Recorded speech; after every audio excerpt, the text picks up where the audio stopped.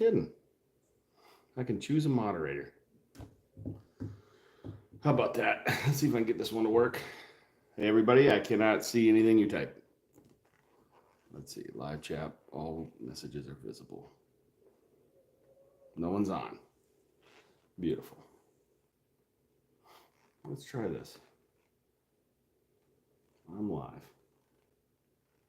Go live. How do I go live?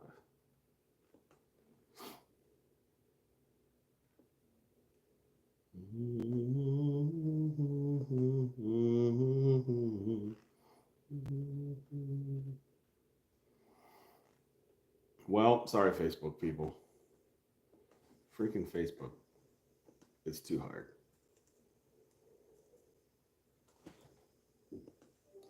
Let's see. 3 people. Nice.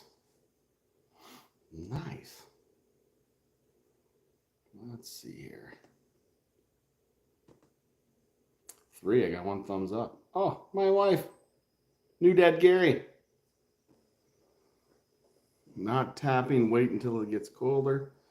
Cassidy. Dennis Cook. Sweet. Dennis Kronk. I'm going to try. I guess I can see things, but I can't respond. So that's how we're doing things. I can see what you're typing, but I'm not typing. Matt wants to be on the channel. We'll get you on there, Matt. You're one of the OGs.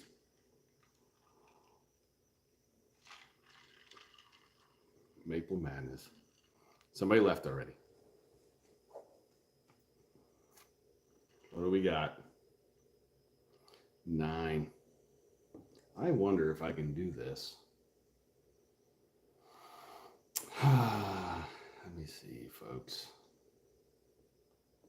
Let me see if I can do this.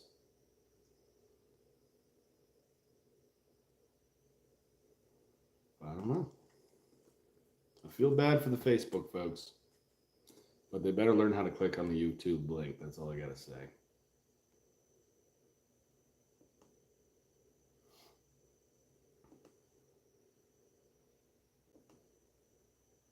This might work.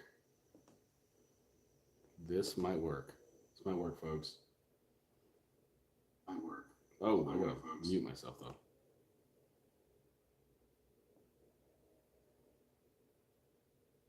Nice. I got you. My wife wants me to sing.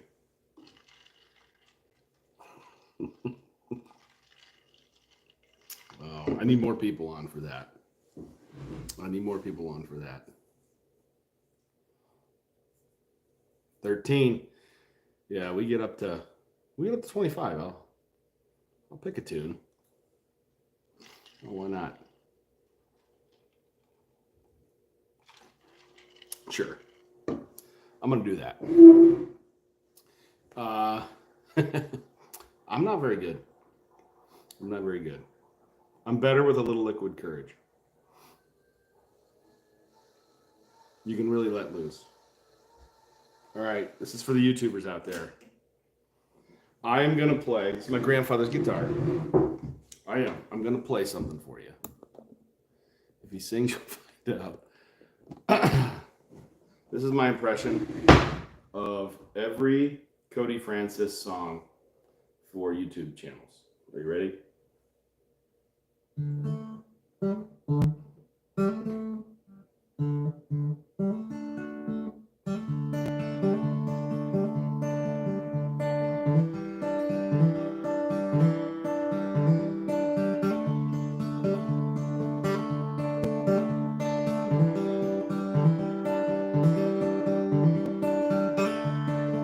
Yeah, that I could make money on Epidemic. Just that's my impression of every Cody Francis song ever written.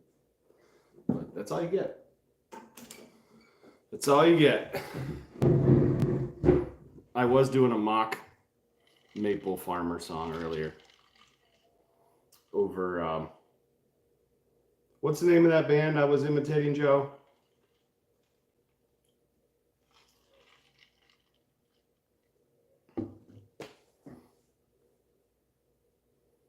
It's not singing, no. No.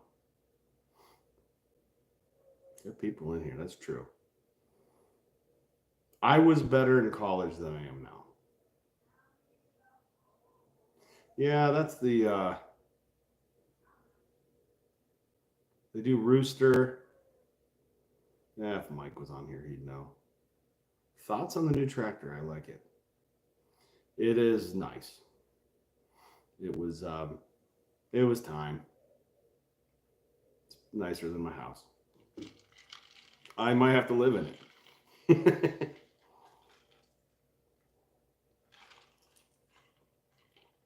What do we got? 21. There's more. I need maple farmers on here to talk about tapping. I'll tell you about it once I get enough questions. Or I need to know, okay, maple farmers on here, how many of you are tapped? That's what we want to know. How many of you are tapped? And how many of you plan on tapping? I guess I need to know the information. That was what this is about, because I'm getting texts from people that have syrup coming off their evaporator. Boys up in New Brunswick, they're tapped. All right, Doug, you tapped?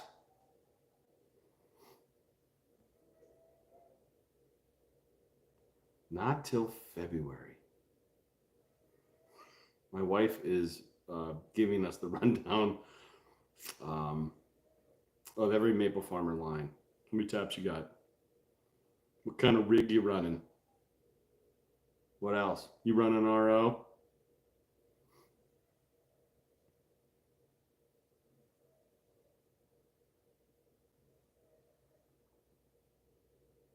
That's a great question, Craig. The sap tanks will stay a mirror finish until they oxidize. Different grades of stainless will oxidize it quicker than others. So what will happen is it'll look like it's dull to the finish. So those sap tanks, I agree, they've actually held up really well. But I think they're a better grade than some other maple syrup companies use, because it was a local guy and he didn't know how to make things cheap. He made them well. And those tanks are 10 years old. And I have tanks that are 5 years old that have already started to dull. And the only way to clean them up is with a passivation process, either with nitric phosphoric acid blend, citric acid, and then what will happen is they'll look like new again. So you can use hydrofluoric acid too, but I don't recommend it. I want to push snow, but I've almost guaranteed you won't have snow this year because I bought a tractor to push snow. So for some of you that are waiting for snow, you're not going to get it because Nate Bissell's prepared. That's just kind of how it works. Yeah, Benny and I can hear Benny snoring on the couch over here. We just got back from Columbus, and we went to Maple Street Biscuit today. And Maple Street, if any Maple Street people are on here, it was fun. I met a lot of people today, and Benny's my traveling buddy. And yeah, we went to Polaris yesterday, got up in the morning, went out to dinner with the folks, and then got up in the morning and went to the grand opening, which, by the way, Ohio is going to love Maple Street. What I saw today was there's not a lot of biscuit concepts in Ohio, so this is going to do well. And, you know, Maple Street's authentic. Lost 2 people already, you posers.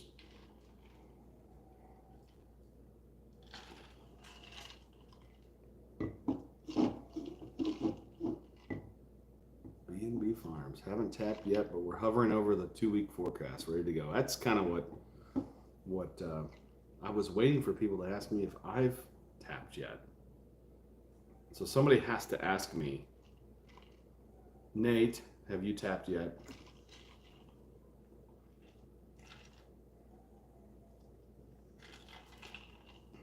A small-time producer with 2,200 taps. You're not that small. I like this, Dennis. How'd you find the channel?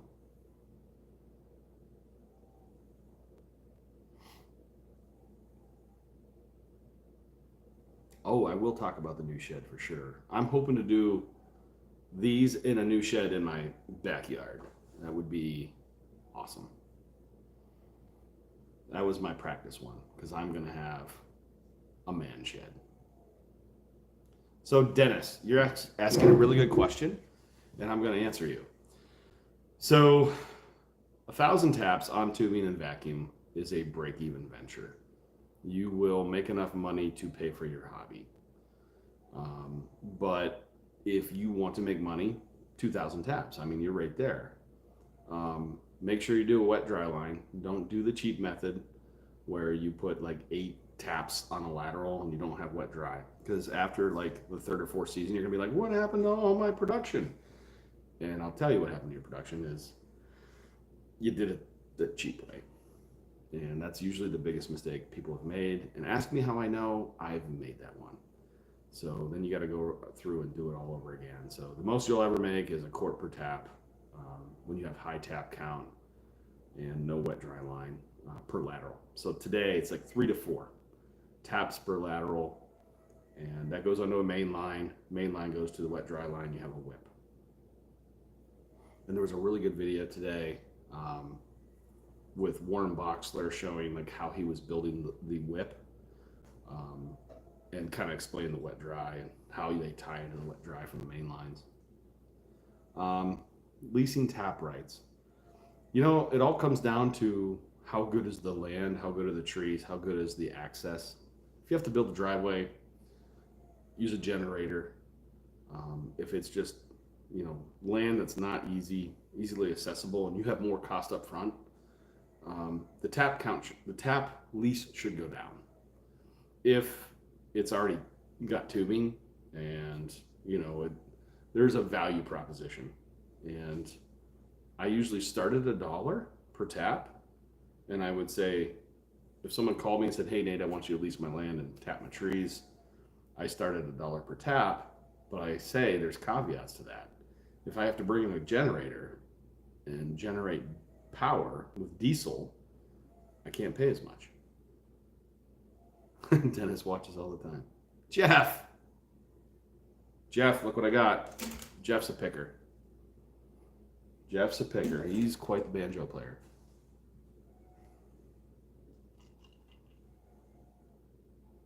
I get anxious every maple season, and this is my dad will usually say something along the lines of, son, there's always a winter. I'm 73 years old. Well, he's 72. He will be 73. And I don't ever remember there not being a winter. So he's right. We get all anxious. Anyways, Dennis, ask as many questions as you would like. I will tell you about all the mistakes I've made. Hey, my wife, look, you're in the reflection. Did you know you were on camera? She was trying to be cute, and she was.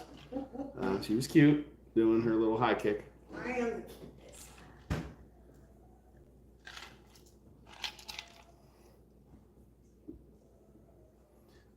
This was my grandfather's. This was a Banzer guitar. Oh, they'll see you still. It's hilarious. She's literally crawling on the floor.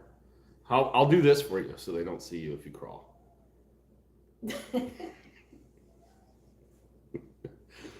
Are you okay? Uh-huh.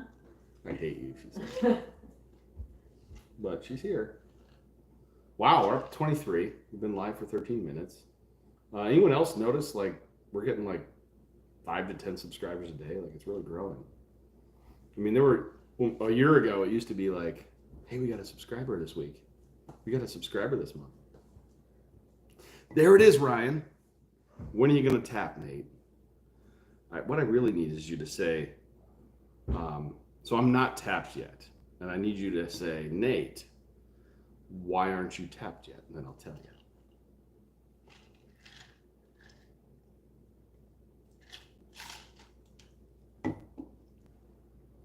I'm waiting. I'm not going to answer until somebody says, Nate, why aren't you tapped? Thank you, Gary. New dad, Gary. Because I've been too busy making YouTube videos. Oh, I've been waiting to say that.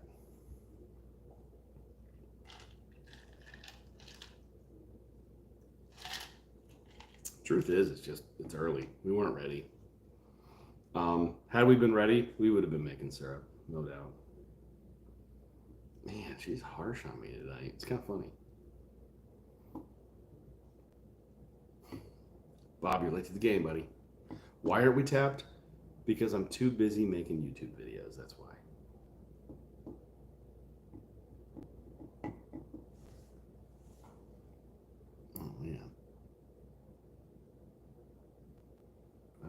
can see.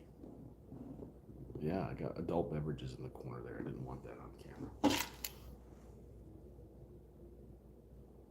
I don't have sap right on the ground yet. I get a lot of harassment about my YouTube channel from good people that I love dearly. And then there's some people that I'm acquaintances with that will probably tell other people how much I'm wasting my time on YouTube. And they are the same people that in 4 years will say, that Nate Bissell, he just keeps getting lucky. No, I'm grinding. This is hard work. No, I don't have any taps. We're not tapped yet. We will be. We will be. Probably about 2 weeks. You want to tap when the trees are frozen.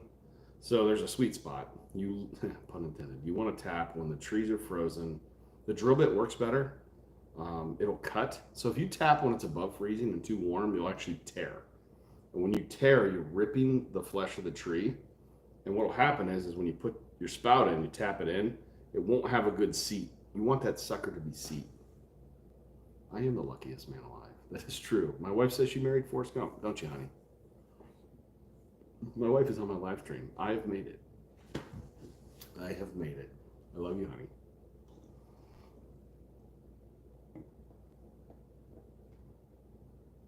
Too bad for those Facebook folks.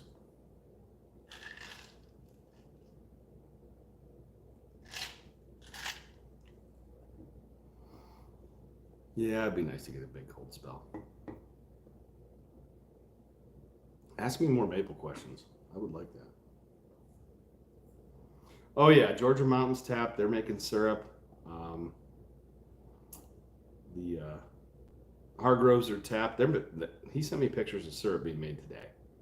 So he made syrup today. I know there's some folks in Ohio that are making syrup. Overachievers. Freaking overachievers. I think when we look back 5-10 years from now, we'll be like, why didn't we tap during Christmas? We're dumb. Northern Michigan. Love the Sugar Shack tour videos. I need to do more of that. That was, I stole that idea from Outdoors with the Morgans. He gets tractor pictures from people, and some people are lucky, like Kevin from Bionic Life, to get their tractor picture on his channel. Like I watched them all to see if my tractor was going to get on there. So I'm hoping to do another Sugar House tour. I'm sure. Now these large operations, due to the labor shortage, they have to start tapping early. That's one of the interesting things is there's not as many people in the workforce. So if you have a crew of 10 instead of a crew of 20, you have to start way sooner or double the time that you would normally. And I thought that was interesting.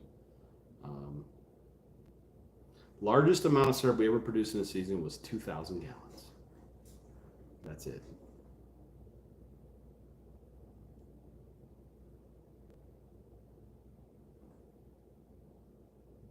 Ask questions, Dennis. Yeah, I wish people did this on,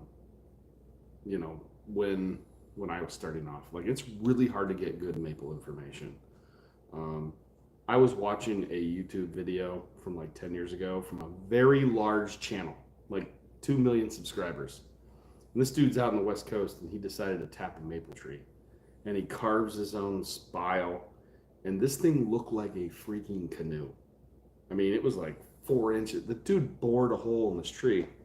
And then he literally put the canoe in the tree, and he's so confident. And it's like you're watching this guy, and you're like mesmerized. He almost had me convinced this is the right thing to do. And I'm just thinking to myself, this guy is often wrong, but never in doubt. Come here, Charlie. What are you doing, pup? Charlie's here. I love these questions. Do you think the upcoming season will be good or bad? Ask me after the season.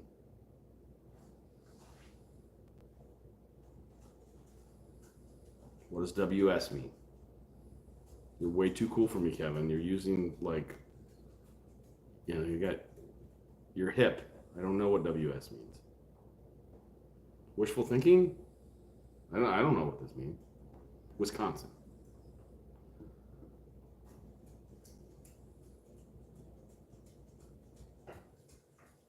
Oh, crystallization. Yeah, I have messed up a lot with crystallization, and I will tell you, it's a lot of factors. Charlie, he's going to get one of his bones. Um,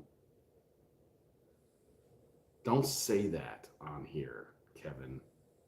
The good thing is that name won't show up. You just said it. That guy is often wrong, but never in doubt. I will watch him for 30 minutes do things wrong, and I'm just like, this is great. That's the key to YouTube. Be confident. You know what I'm saying? Like these woodworking shops, they're like, let me show you how to make this entry level thing. And they go into this $4 million wood shop. And you're just like, really? It's like neat, nothing's out of place. Like this is a YouTube channel for real people. Like we use our equipment. There's like no sawdust in any of these wood shops. Like how? Their tractors are always clean. These aren't like, they have like a tractor locks. They look like they're all for sale because they're perfect. I asked my dad, I'm like, Dad, why can't we keep the tractor clean? And he's like, because I use it. He's saying a lot with that. Can I justify vacuum and a releaser on 120 taps in one woods and 300 taps in a different woods? Man, that's a good question. I just hate wasting my time. The only thing that will give you is a learning curve. Like your investment up front will be low, and you can do it with like small gassed vacuum pumps, like a really low cost system to learn your lessons on a small system.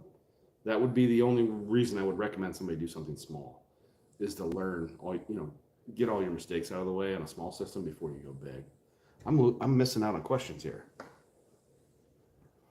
But Ryan, no, to me, I wouldn't do anything less than 2,000 taps in the woods. That's just me. 1,000 minimum. If I just was a YouTuber and wanted to make content, I would do 1,000 taps because at least it'll pay for itself. Good question. That is a good question. Now, I happen to have, like, say I had extra pieces and parts lying around and there was something close to the shop, our sugar works there in Jefferson, and somebody's like, do you want to tap these 5 acres? I'd probably do it just for show, because where we're at, we're like in a neighborhood like our sugar works, and there's no, everybody shows up and they're like, where's all the woods? And I'm like, it's that tree right there. It's a really good one.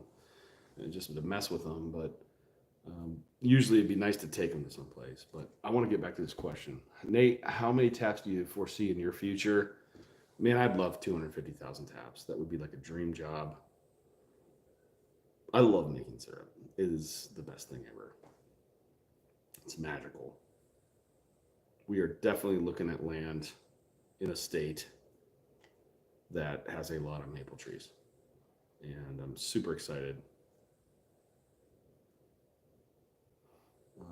Let's see. Given that we want as much vacuum as possible, what is your minimum reading on the gauge before you decide it's time to look for a leak?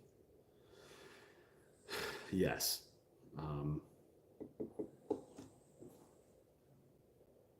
This is a good question. The mistakes I made was early on when vacuum was kind of early. We're talking like 16 years ago. Well, I know it's been going on since the 70s and people have been doing it, but we really didn't get smart till like the last 5 to 10 years. What a lot of people do is they put a vacuum pump on their releaser right next to their vacuum pump, and they think that's their vacuum. It's not. The vacuum is what's actually at the tap hole. If you don't, I'm going to tell a personal story here. My father-in-law got really sick, but he didn't want to take a COVID test. Dude had COVID, but he didn't want to take a test. So he could say, I never had COVID. It's kind of like people that don't want to measure the vacuum at the tap hole. If I don't measure it, that's not the problem. I got 30 inches, 29.9 inches at my releaser. What's wrong with my production? What is it at your tap hole? That's what matters, right? At the actual tap hole. So I don't like any leaks.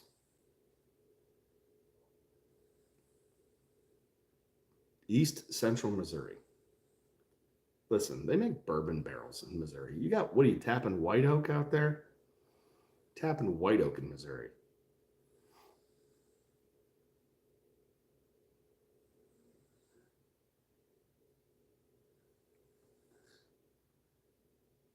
Listen, Ryan, when you got the bug, you got the bug. Like logic goes out the window. And sometimes starting and learning is better than doing nothing.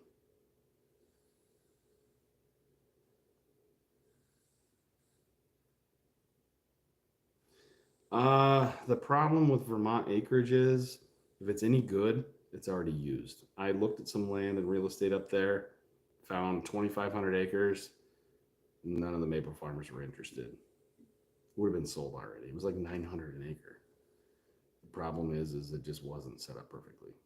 I'll tell you, like, the best places if you want to start a maple operation in this country, in my opinion, would be Michigan, like northern Michigan. Cost of land and the amount, every tree is a maple tree.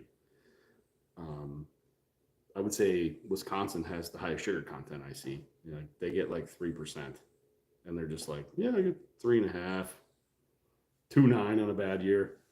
New York has a lot of trees, but the People's Republic of New York is high in taxes and everything's expensive. Like I can't drive through that state without being $200 poorer. I don't even live there. Price of fuel. But and then West Virginia.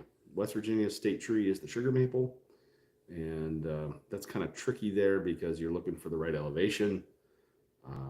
There's not a culture of maple syrup in West Virginia. They have the resources, but finding the right location is kind of key. Because if you're too warm, you're just going to have a short season. But I think you want to, if you can find a ski resort, you're probably in a good area.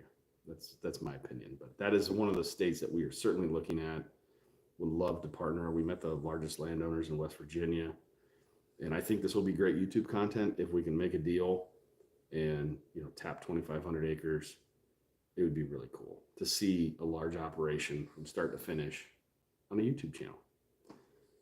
But yeah, how cool is that I got to meet the largest landowners in West Virginia, and they have their own forester on staff, and just talking with these guys, and I mean they're all in, and they want to make a deal. There's not a lot of, they're not arrogant. They're down to earth. Give me some more here. How many taps you want on 1 mil? I do. Not so much me, but our CFO. Like he doesn't like the swings and the cost of maple syrup. Like it's hard to plan. I just think that's the industry. The federation's there, which we found out this year it worked. It actually works. Like I think a lot of people thought they were going to get $3 a pound early in the season. I understand it, but supply and demand like was overriding everything. Do we lease a lot of acreage for taps? If so, do you approach your neighbors regarding leasing or installing tubing on the land? I do. Nice. I've made it. Nathan from Out of the Woods is here. This is awesome. Nate, do you guys lease a lot of your acreage for taps? Yeah, we do. We lease a 1,200 acre Boy Scout camp.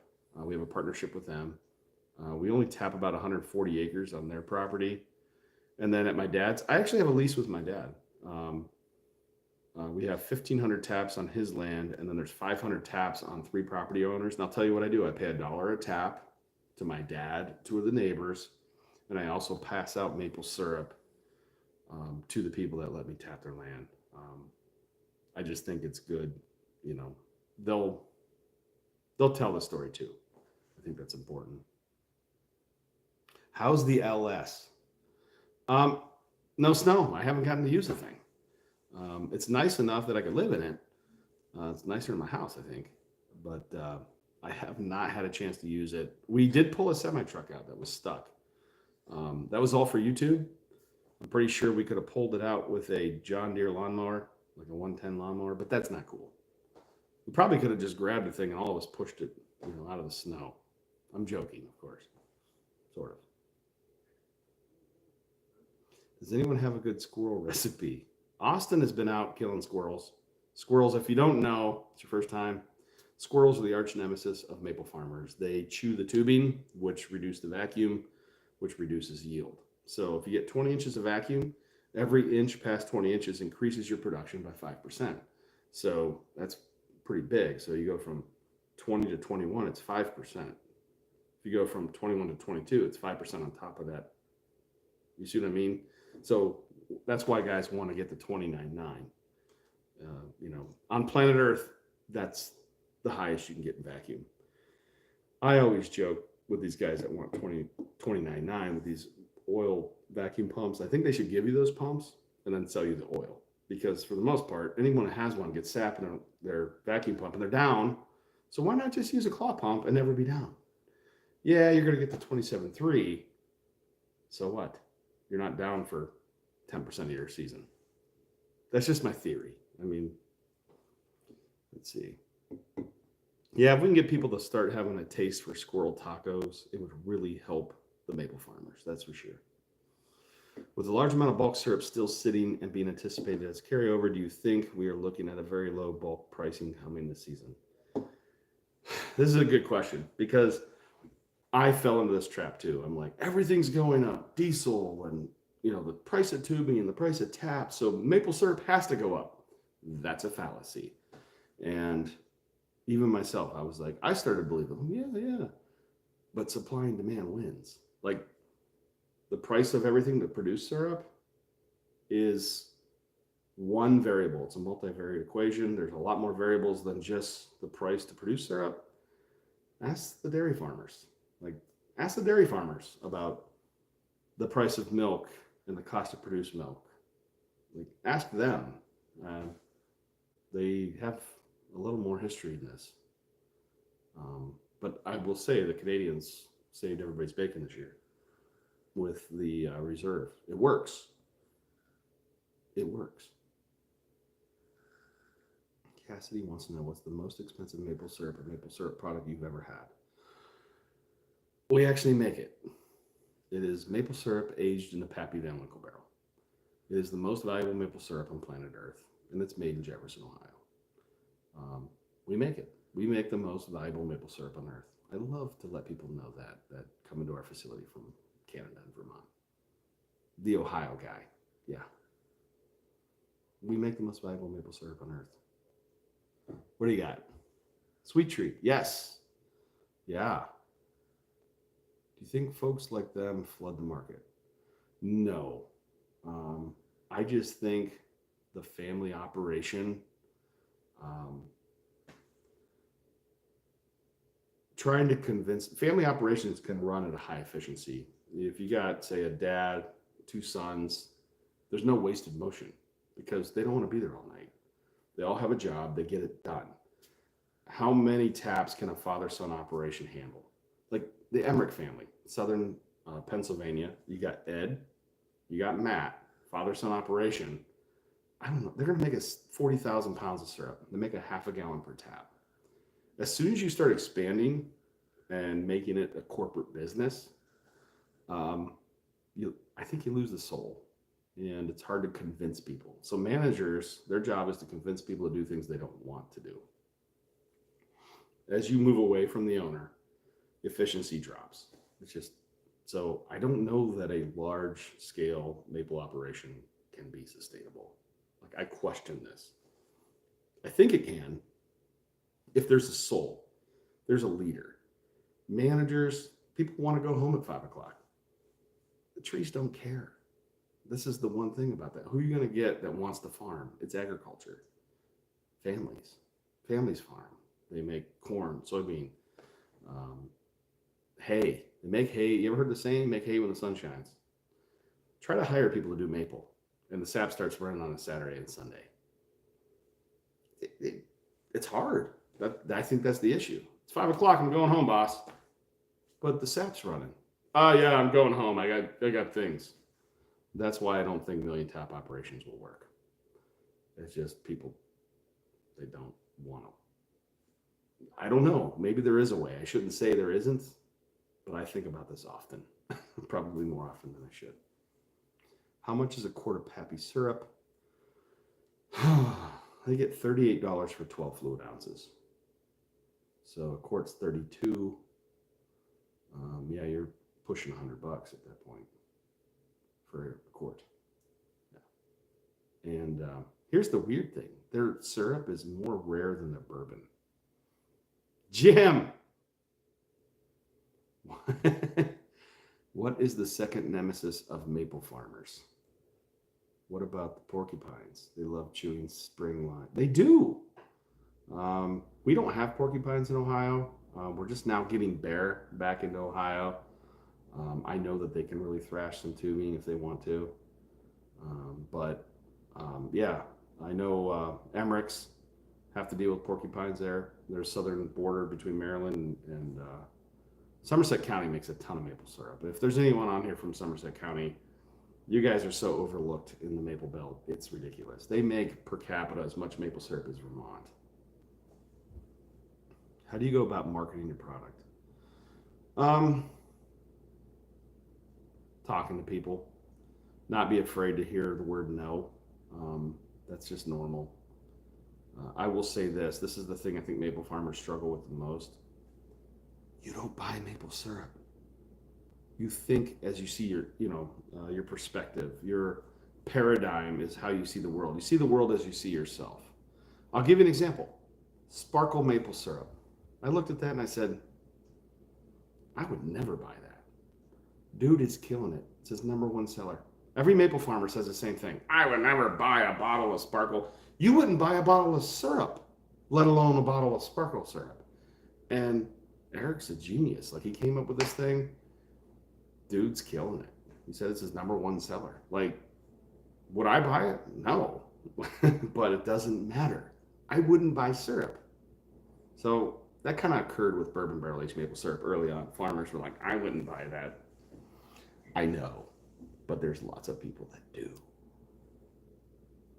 So how do I go about marketing it? Give people what they want. Don't sell them what you want. Maple farmers, I'll give you a great example. Maple syrup is getting lighter and lighter in color as production and skills improve. Steam-powered evaporators. This is great, you know. Light syrup historically had more value because during the Civil War, cane sugar was made with slave labor. The Northerners, if they wanted sugar, had to make it. It wasn't called maple sugar at the time. It was called sugar. So in order to compete, in order for maple sugar to compete with cane sugar, they wanted the lightest sugar possible. So that historical trend has come through. Where's the largest population in this country? Like, where's the largest population? Who eats a lot of maple syrup? So if you're from the Southeast and you were raised on sorghum and log cabin, and somebody brings you crystal clear maple syrup, crystal clear, like the lightest maple syrup someone makes, they're like, it must be watered down. I'm not kidding you. I've done the research. They want maple syrup that tastes like maple syrup, that actually have flavor. So farmers are out there saying, maple syrup, golden delicate's the best. You don't buy it. You don't buy it. But you want to tell everybody what's the best. You know what I found? Dark maple syrup, dark robust, is the highest demand. That's what people want because it has the most maple flavor and it doesn't have the off flavors that the very dark strong has. So how do I go about marketing the product? You got to stop thinking like a maple farmer because maple farmers suck at selling maple syrup. We don't buy it. We're terrible.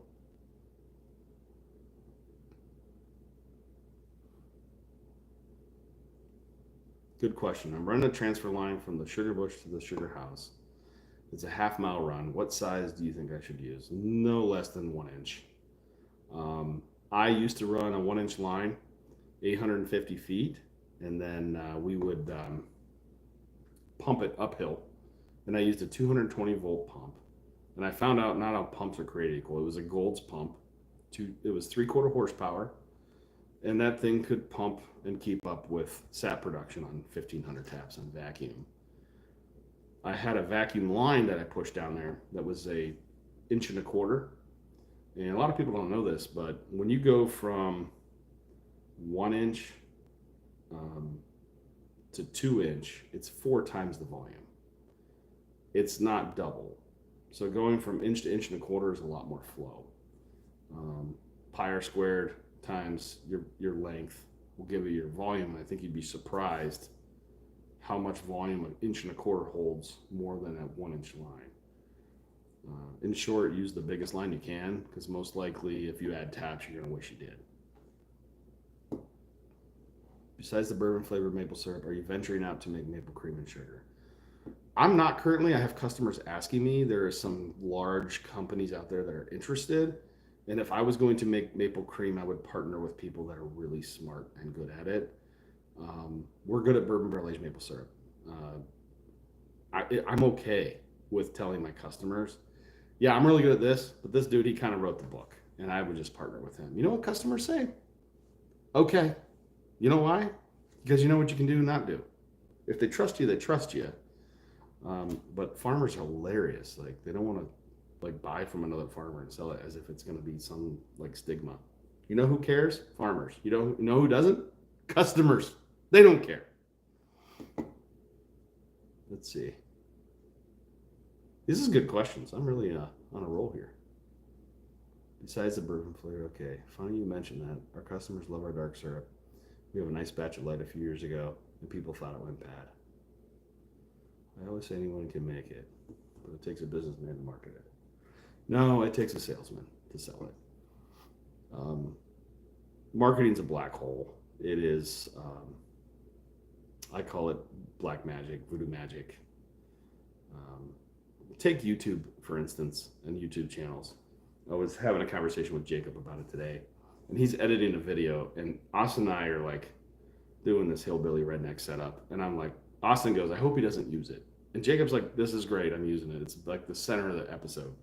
And I'm thinking to myself, I didn't really want that in there, but it's real. So I'm to the point where like watching channels, some of them are so overproduced, like I can't take it anymore. Like, it's not even like real world. I think people want real world. I think they want authentic. So to me, marketing is about, I'll give you an example, grocery stores. There was a big push to buy local. And I would joke and say, the local guys come out of the marketing budget. Because they didn't even really care what they paid. They just wanted to say, we buy local. And then we have our store brand over here. We buy 70 semi-truckloads a year. But we buy local. And they'll put the farmer's face out there. But they don't really buy local. They buy like 4 cases a year, and then they buy semi-truckloads.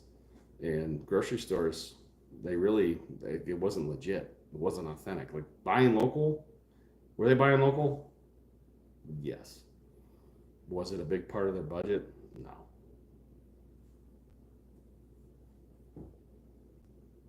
By the way, I'll give you the trick to make the lightest syrup possible. When we get maple syrup drums from farmers, sometimes there's crystals on the bottom. And I joke because people want to make the lightest syrup possible. If you took these crystals, rinsed them off, and then put them in a double boiler and boiled it down and made maple syrup, you could make clear maple syrup. Perfectly clear. And it wouldn't have any flavor. It would just be sugar water. And I always thought to myself, like, if making the lightest maple syrup is the greatest thing ever, why aren't we selling crystal maple syrup, like Crystal Pepsi? Like, literally, you're taking crystals. Like, there you go, guys. There's marketing. I just came up with the rarest maple syrup. Crystal maple syrup. No flavor, but it's light. For you maple farmers that want the lightest syrup possible, you can have crystal maple syrup. This is hilarious.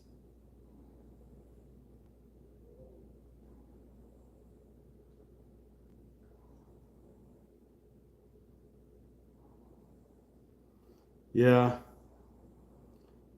farmers are farmers. Marketers. I am not the best salesman. Like, my old bosses were some of the best salesmen I ever met. And I'm glad I learned from them. And I miss those guys. Like, I learned a lot from them, but I'll never be a pure salesman. I'm persistent and I don't quit. That's really my secret. Sorry about that. Yes, Jeff. It's because of bacteria. The sap will start to work. Like that's kind of a secret. A lot of people will just hold sap and then boil it, and it'll make darker syrup. So what do most people want to do? They want to process the sap as fast as possible because you're a good sugar maker. I don't care what it says. If you can't make golden, you're not a good sugar maker. Okay, but you'll sell more. Like I don't know what to tell you. What the consumers want. Here's an interesting fact, guys. The largest economies in the world are the United States, China, Japan, Germany, and California. If California was its own country, it's about to pass Germany. Do you think the Californians know anything about maple syrup? Like, is it made out there? No, it's not. But it is literally about to be the fourth largest economy in the world. There's more maple syrup consumed in California than the rest of the country, probably combined. It's just amazing how much maple, and it's cheap. You go out there and you're just like, how do they get the maple syrup from there over to here? And it just boggles my mind. California, you guys got it made. Like, syrup's cheap. That's one of the reasons I'm making this YouTube channel, because I don't think people know how maple syrup's made. And they're kind of spoiled with the price. But that's a huge volume for large producers, large packaging companies. If you get contracts in California, I don't think you make money. You just move volume. How many taps are we at now? 8,500. 8,500 taps. We're like third or fourth largest in Ohio. You done chewing the bone in there?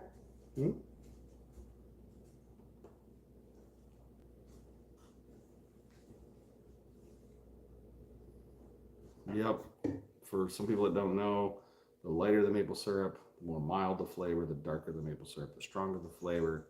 So most people try to use light syrup to make cream or candy or sugar because traditionally it has lower invert sugar. Today, there's so much syrup made on steam pans, you can make light syrup with high invert. So I want people to understand this. If you're buying maple syrup to make cream, candy, sugar, don't assume color equals low invert. Inverted sugar is everything with confection. And I think there's people out there with steam that making syrup that might withhold that information from some poor suckers. So not all steam syrup makes candy, cream, and sugar. Obviously, if you dilute high invert light syrup with a lot of low invert syrup, you could still make candy, cream, or sugar out of it. But that invert syrup, the sugar matters. 48 minutes. I imagine people have the itch to make syrup already. So we'll be tapping in 2 weeks. Austin's been putting drops in, clearing lines. We have a vacuum pump to install. Got some lines to hook up. Got some cameras. I'm hoping to have live feed on our maple operation this year. I'll tell you, I'm worried though about the live feed, because if a mouse goes into one of my sap tanks and you see it, I don't want you to see me squeezing their little lungs out to get the rest of the sap out. I just don't want anyone seeing that.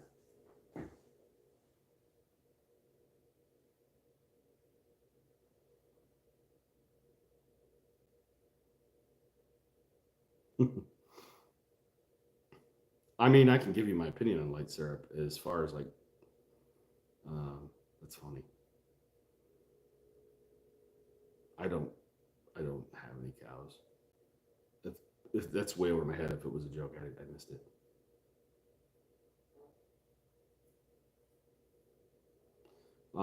Light syrup, what are all the factors? How fast you process, how deep you run your evaporator, like the equipment. So I always tell people the color of syrup has a lot of factors. It's the weather. There's so many variables, and you can only control the processing side. How fast you process, the equipment you buy, how deep you run the equipment. The farmer, has a lot to do with it, whether you batch or continuously draw. So if you draw syrup and then don't draw, and then draw syrup and don't draw, you're overcooking it by maple farmer standards. My customers like that. It has, what's it called again? Oh, flavor. Has flavor. That's so people making it wrong, in my opinion, are going to become in higher demand, but we are not rewarding people for a good wood-fired, high-temperature as an industry. I don't know why, because it's not made right.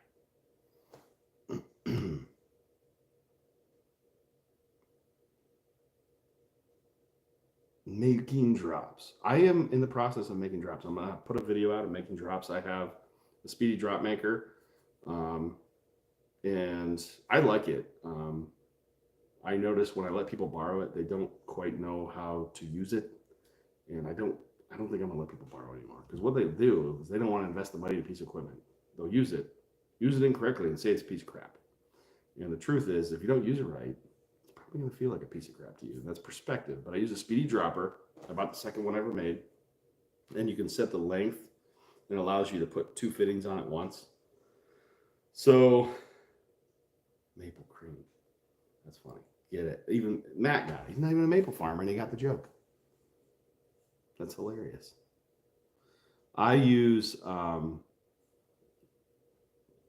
stubbies in our woods. I inherited a woods that has 6,500 taps, and then we have 2,000 at our home woods, and we used the leader stubby, and we've been using those for 15 years. And I found out it just saves so much labor. And I think that's the most valuable thing you can do at this point is become more efficient with your production. And I'm watching a lot of people, at least over the years, including myself, will do weird things. Like I joke and say some people I know will fix the filament in the light bulb before they just buy a new light bulb. And that's maple farmers. Like throw the light bulb away, man. You're gonna spend more time trying, like, can you weld tungsten? They'll try. Save a nickel. And I don't think it's worth it. So for me, if I was going to install a brand new system with a wet dry, I would use a stubby, the T that I can lock the stubby back in, and so I'm not cutting off spouts every year and then reinstalling spouts every year. I don't care what you say. It takes time. Wood-fired evaporator, 250 taps and still learning. I am too, Zach. A maple farmer that's been making maple syrup for 60 years does not have 60 years of experience. They have 1 year of experience 60 times, because every maple syrup season is different, and you're learning and forgetting. How many of you are like, at the end of I'll get that at the end of the season? You never do. You never do. And then you get back to the maple season like, crap, I was going to redo that thing, and I didn't.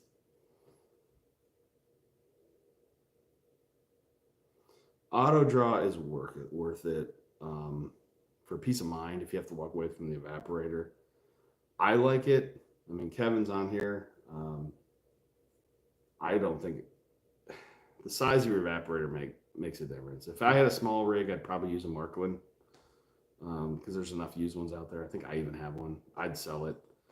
I'd use a Marklin. They're simple, but we struggle with why an auto draw is there. An auto draw is there to turn off, not on. But we don't use it that way. Most of us have it not set to turn off, which means you have a small stream. So one of the mistakes people do is you don't put a valve between the evaporator and the auto draw to set the stream.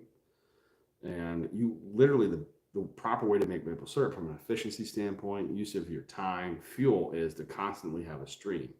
So if you have a 2x6 evaporator and you're using firewood, one of the struggles you'll have is consistent heat on the bottom of the evaporator. There'll be hot spots, cold spots, and that's why people like fuel oil or natural gas is you'll get more consistent heat, so you can set your draw off easier. So if you use wood, you have to have consistent dry wood and probably have that secondary combust so it's consistent.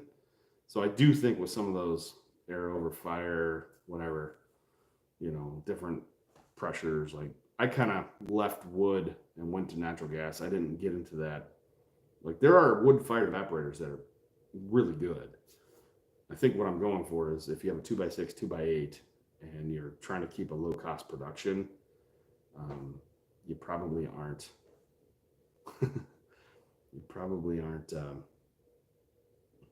The drop's probably not the best investment. Maybe a small RO would be, that bucket RO is a good deal. Like if I had a small operation, had an evaporator, I'd get a bucket RO. That's me. Milking cows is hard. Kevin, you might know this, you know, working with so many dairy farms. Am I right or wrong? Like, dairy farmers have been making milk at like a negative profit for like years. You can say the cost, this, that, this. The bottom line is I don't know why, but milk is less money than the cost of production. Maple soap, I'd say capital intense. I mean, they both are. I'd say dairy farms are more capital intense than maple. 2.5 by 10. Boiling sodas is what we call those, Ryan. A boiling soda. Deer run. Yep. Ray installed my tubing initially, and he called me yesterday. I go back a ways with Ray. Ray and Carl Evans installed my tubing at my parents' place 16, 17 years ago. And I'm so glad that Carl talked me into those studies. Like, they were new. The check spout adapters, like the early ones had fingers that would hold the ball. And you turn the vacuum on, and every now and then it sucked the ball right out of the spout. Like the early ones weren't the greatest. Yeah, and I don't know what the cost of production of milk is. You're talking dairy farmies, and I just don't know. I just know for like the last 20 years of my life, dairy farmers haven't made money.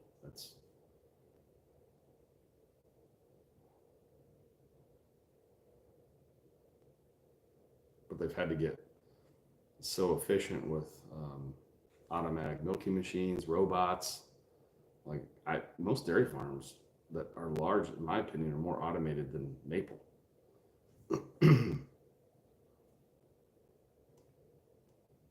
31 people. Wow, there's a pent-up demand for maple discussion, isn't there? This might be the most I've ever had on a live stream. What else we got? I'm going to put some ice in my cup and get a refill.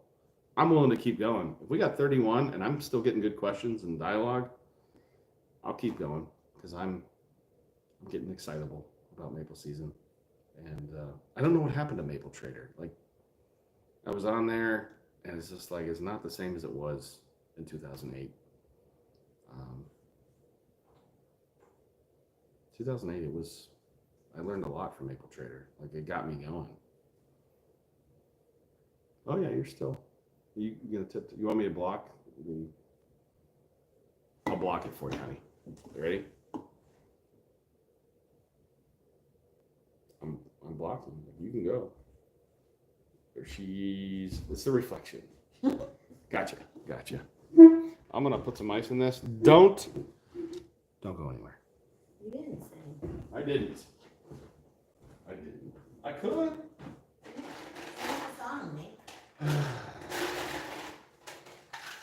If anybody's gonna watch into 50 minutes, they deserve a song. You deserve a song.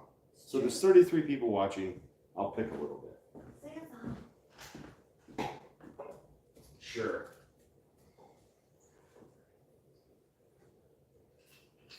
I'll pick a little bit.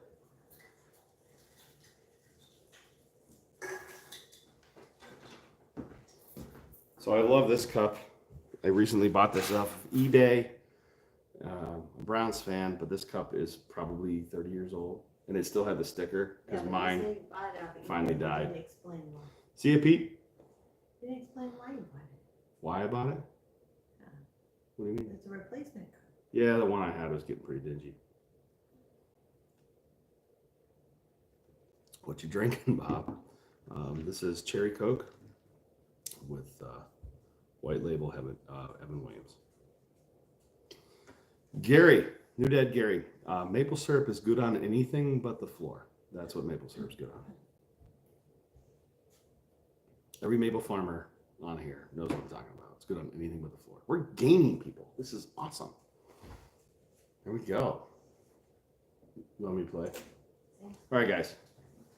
I mean, I'm one adult beverage in. Starting my second.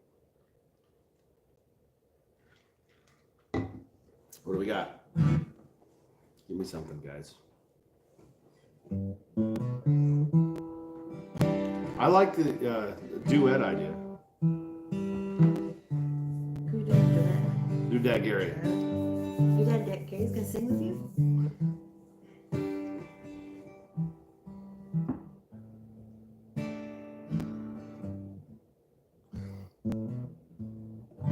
Pete, I have never purposely fermented syrup, but it does happen.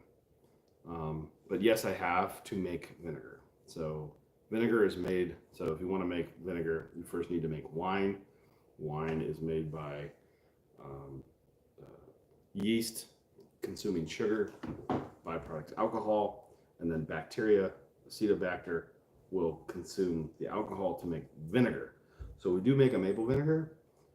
I have a batch that's been aging for like 4 years now, and we just haven't put it into market yet. Could she sing with you? Yes, she could. She's a very good singer. Pete Seeger song. And there's a Bob Maple Syrup Time. I think I saw you sing that on your channel, Jeff. Fermentation also happens at the end of the season as it gets warmer. Acetobacter is natural, it's in the air. That's why if you have any sort of fruit juice or something sitting out, apple cider, you'll get those little flies. Well, they'll carry the acetobacter and it'll convert to vinegar. Maple Trader, what did I miss? The Maple News was just too hard to keep going when no money was being made off of it.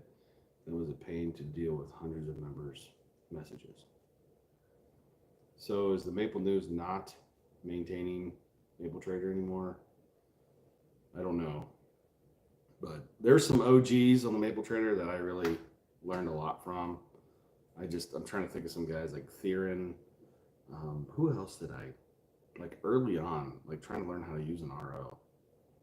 There was a lot of people that were helpful. But today, there's more people interested in being right. And it's really annoying. I don't have time for it. It's a waste of my time. Gary says you could sing with me. You gonna sing? You don't know any songs. I don't know any songs. She knows what she says. That's You not true. had better You're just- software to run on Maple. What's that? It's not true. You're just out of practice. I am a little out of practice. Ouch.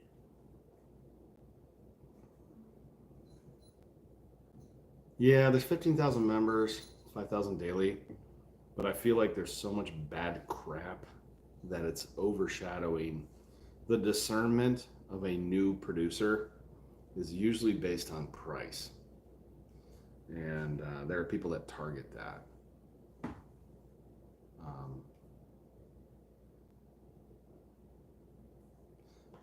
Packwin's Mountain Maple. Where are you at, Packwin's? Mountain Maple. Just got a new evaporator.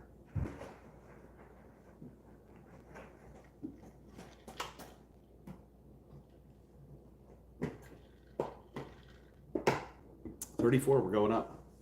No way. Yeah. That's because everybody heard that Nate was gonna sing. Yeah. What are you singing? Do you have your phone? My phone? Yeah. I can't look up the lyrics on mine. Oh yeah, I'll get it for you. Give me a second.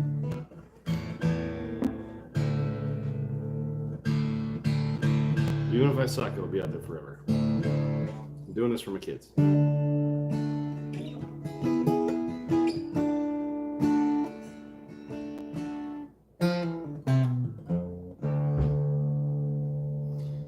Preacher man says it's the end of time.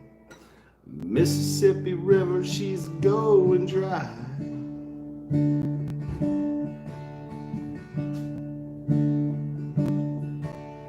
Stock market's down. Well, interest is up and the stock market's down. Gonna get mugged if you go downtown. Yeah, it gets ugly from there, guys. I just really haven't practiced it.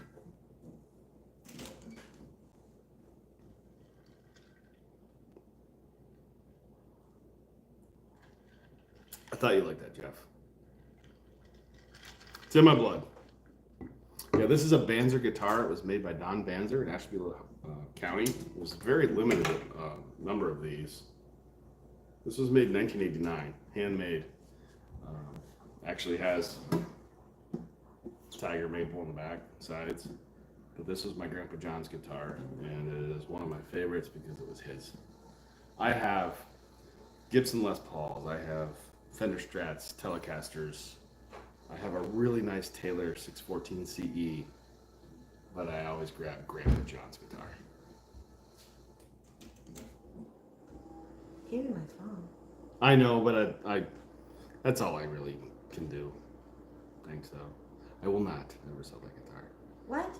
You just teased all these people? I did. I just teased. You're awful. What do you think, Jacob? I teased. My friend Jacob's on there? He is. I like him. He is. Now, Jacob, I think he could help me produce some things. I think Jacob would teach you how to play I think he song. could. I am raw. I want you to sing. Malone, New York. Is that up there past Gavna? I go through Gavna. And every time I go through Gavna, I have to say, Gavna! What's the question? What was the question? She's mumbling in the background, Jacob, isn't she? She's mumbling. I don't 29, we're losing people. This isn't good. Whoa. You just said I mumbled. It only took an hour to hear you sing 2 lines. Come on. That's fair enough, Matt. That's fair enough. I really need to work on it. Like, I do. I was too busy watching your face on my other screen. Yep, Jacob sees my face a lot.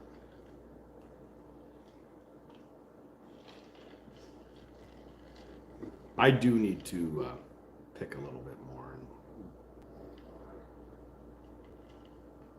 So I got a Smoky Lake 2x8 with all the toys. What did that run you? I'm curious. Like, I will share, cost of my equipment if I can remember it. But it's really hard to get small evaporators right now. And 2x8. I started on a 2x6 D&G, and I love that thing. I had a blower. I think I paid $1,300 for it used. And by the time I was done, I think I used it for several years and then sold it for, I think, $3,200 at Ray Gingrich's auction. Added a hood and a preheater. An A&A preheater.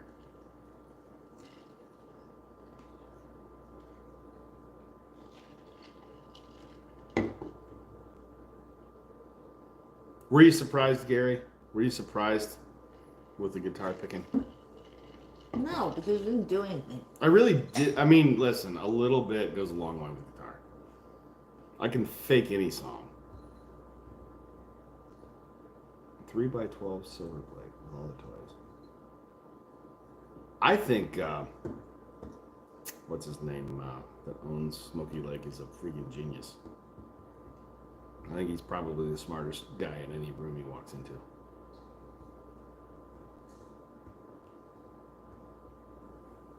Right, Gary? I faked my way through it. Now, you guys may not know this, but in some of my episodes, I use songs by Dan Baney, and Dan and I played together in college. And Dan's a really great songwriter, and kind of had breakfast with him up in Corey, Pennsylvania, not too long ago, and just a great songwriter, and we used to jam.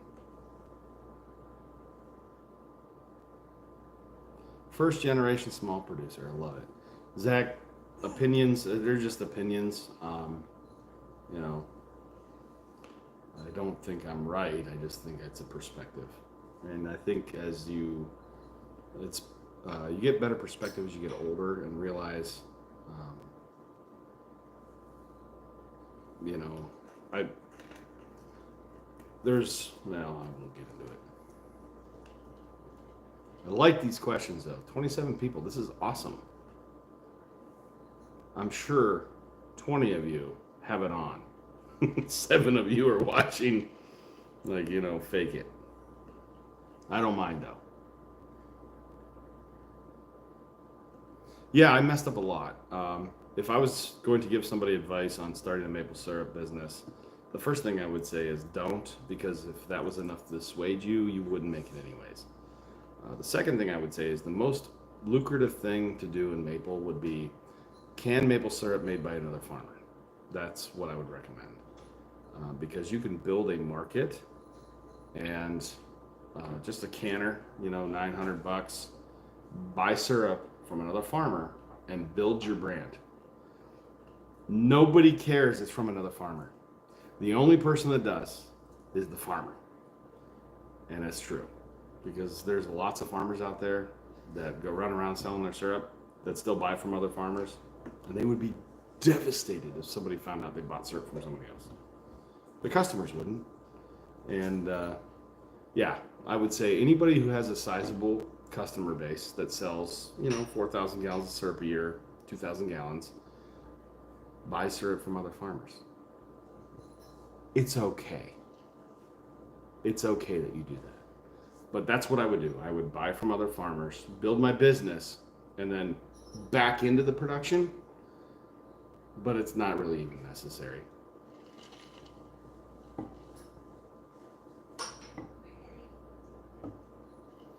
$15G. That's a good bit of money. Like back in the day when I used to speak at the Lake Erie Maple Expo and I would do business classes, it was always the wife, because the dude would go somewhere else and be like, honey, you go to the business thing. I'm going to go learn how to make more syrup we can't sell. And I'd sit there and I would literally tell these women, like, your husbands need to be in here because they're the problem. And they would, like, take notes. They were, like, really studious. And these guys that wanted to figure out how to make more syrup, but they couldn't sell what they made. But they made it their wife's problem. Which they probably are better at selling it anyways. How many taps you got at Packwins? Is Malone, am I right? When I go up to Vermont, I always take Route 11. We take 81 up through Watertown, across Route 11. We go through Gavna. Often we'll stay in Potsdam. And then we'll go up. We stay in St. Albans or north of Burlington there. Evaporation rate is 250 gallons per hour. Wow. 19 grand. Yeah, Jim's the smartest guy in the room. Any room he walks into, he's freaking the smartest guy in the room.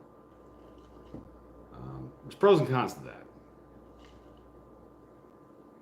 Usually when you're the smartest guy in the room, no one can teach you anything.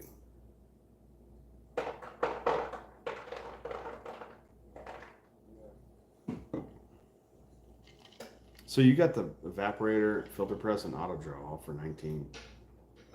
Wow. How many taps, Bob? Can a fella tap a non-sugar maple on a hobby level and get anything worthwhile?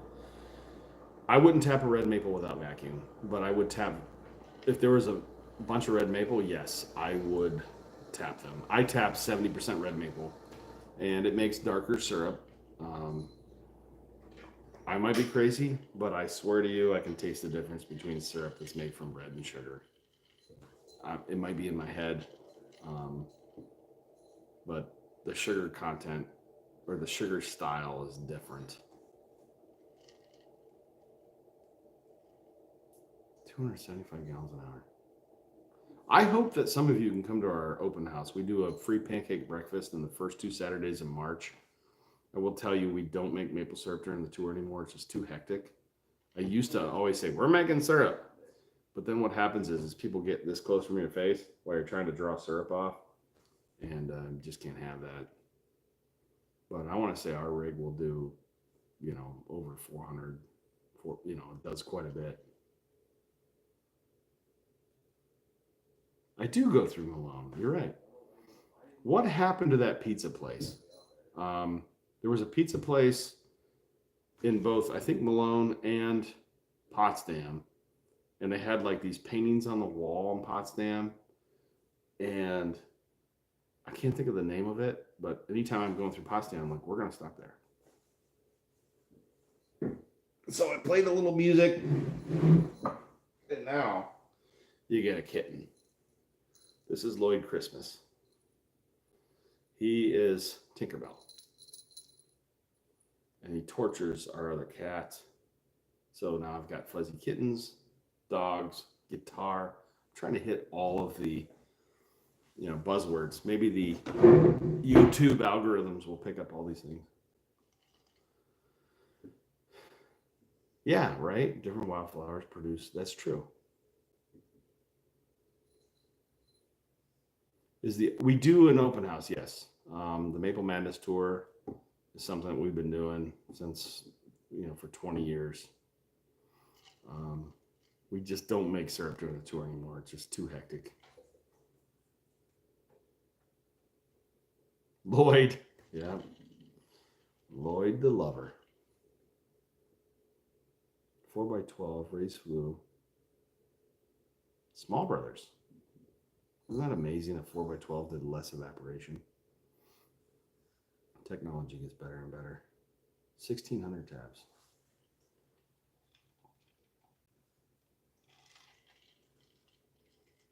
Pete from, you're Andover, Pete. Yeah, Covered Bridge. Did they keep the one in Saybrook? For those of you who don't know, in Ashtabula County, we have the most covered bridges in our county. And it's a big tourism draw. I think there's 18. We have the longest covered bridge in the country and the shortest. And I think I did highlight that in one of our videos. Sapshed video, when we're getting the I-beams, we go over the longest covered bridge in the country. Sorry about that. COVID. Still have a cough. Saybrook's closed too. So in Andover, Ohio, there was a covered bridge. A guy took it and made a pizza joint out of it. And I tell you what was better than their pizza was their salad. Their salad was always a bargain. It was like $2.50, and it had more cheese than lettuce. That's a salad.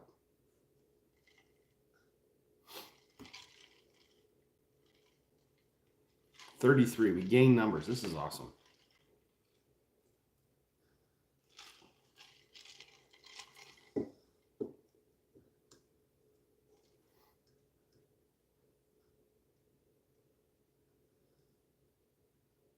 It's true, Jeff. It's a big draw. So people don't know this, but Ashtabula County has a large tourism due to a couple of reasons. The winery, the lake, covered bridges. And our tourism bureau makes money from a lodging tax in the hotels. And we're right on I-90. So if you're not familiar, I-90 runs right along Lake Erie. And there's a stop with lots of hotels. But our budget, at the time, I don't know what it is anymore, but 7, 8, 10 years ago, we had a $1 million budget for our tourism bureau, which is really good for the county. Like Ashtabula County is probably one of the poorest counties in the state. It's the largest county in the state, but we have this tourism, and a lot of it's based on food and wine. Like the largest wineries in the state are up near Lake Erie. Excuse me. North Kingsville's still open. Interesting. Came from Foreman Road. You're right. It was split in half. Anyways, agritourism's a big part. So we are a maple syrup operation with a store amongst a lot of wineries, and partner with any wineries we can. There's tour buses. You have the Geneva State Lodge, which is one of the smartest things that was done that really set off the agritourism business, regardless of the financials. It really helped get the agritourism business going in Ohio, or in Ashtabula County, I'm sorry.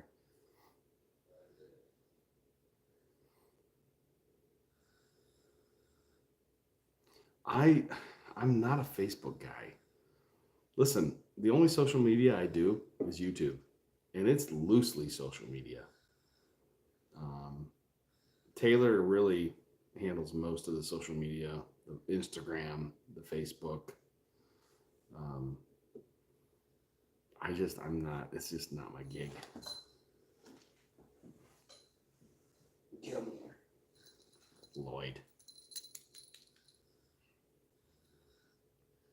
Walleye fishing is definitely good up by us. We have really good steelhead fishing in the Conneaut Creek. So Ashtabula and Conneaut, there's 2 ports in our county. 30 miles from Sweet Tree. Steve, they are now importing. Well, yeah, that's something that's common in some large maple operations. I'm never going to rat anybody out. But Guatemalans for sure are in the maple industry. They work hard, and I know a lot of maple operations that are large that house and employ Guatemalans. But you'll never see that on social media, will you?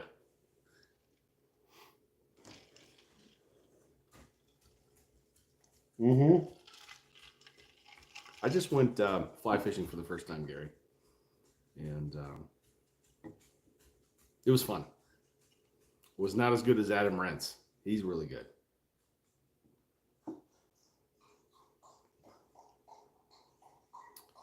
Thanks, Charlie. Yeah, I'd tap that. We had a Christmas, I want to say 20 years ago. I think my wife and I were dating in college, and my mother got my father and I matching t-shirts that said, I'd tap that. And the other one said, tap this. And she didn't get it. Like, we still laugh about it. Like, I'm not wearing an I'd tap that shirt with my dad. And my dad was laughing so hard he couldn't even breathe. How many workers do we have for 8,500 taps? We have one superhuman Austin. That's the key. We're working out. I'll help, and then Austin has his own team, and then we got Phil and Fred. So Phil and Fred are the retired guys that kind of oversee everything. And then Austin's really stepping up. I am proud of him. He's a beast. He really is. That guy, I wouldn't have made syrup this year if it wasn't for Austin. There's no doubt. We don't need to make syrup. I love it. It is my passion project. We sell more syrup than, we make less than 1% of what we sell. Sometimes. We are off Lake Erie, so that's a good question. Do we get a lot of snow normally there by the time you tap? Yeah, some years, like last year, my dad, who usually helps tap, he's like, I'm not helping. It was too deep. The snow was so deep that it was hard. It was hard work. You had to have snowshoes, snowmobile. Those young guys, they earned every dollar. And then this year, I'm hoping we get a cold freeze. Charlie, go to your bed. So, hey, Jonathan, can you shut your door, dude? Jonathan's doing some sort of shooter game, killing people with his buddies. 34. How is it that after an hour 23, we have more people than we ever had?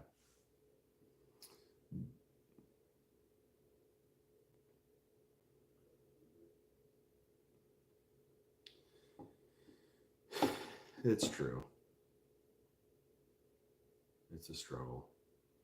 So that property up near you, Steve, I want to say it was in a town near a ski resort. There was 2,500 acres for sale. And they claimed to have 159,000 taps. If you said the name of the town, I would know. Ski resort, 2,500 acres. But most of the sugar makers were like, no, none of the taps would flow. 37? What's going on? How are we going up? One, yep, J Vermont, right? Yeah, we were very interested. Talked to a realtor, and she got us the information, and 2,500 acres. I mean, we were pretty serious about it. Listen, this dude he's a punk. We love our orange cat, so we got another one. We're hoping he's a duplicate.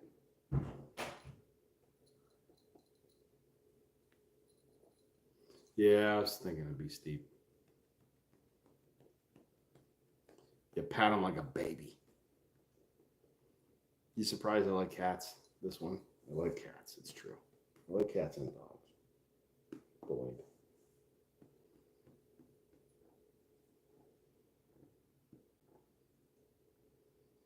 That is true about Asheville County.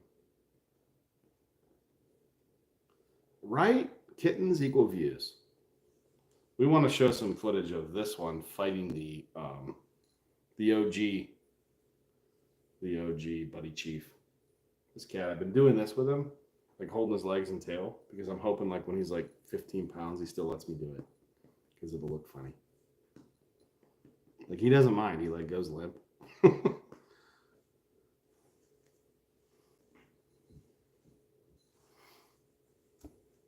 Show a kitten. That's the key, right? Right? Like, Kevin, are you enjoying this? Kevin runs our evaporator. So if you see Bionic Life, Kevin has been a godsend. Like, Kevin mans the evaporator, watches the ROs, and I would not make syrup if Kevin didn't help me. So Austin is in the woods, Kevin runs the rig, and I make YouTube videos. That's what I do.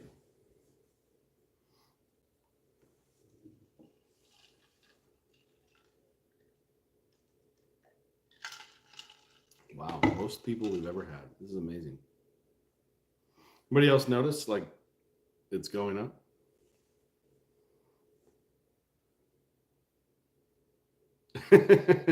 That's funny, Pete. That's funny. Yeah. I like Charlie. He's a good dog.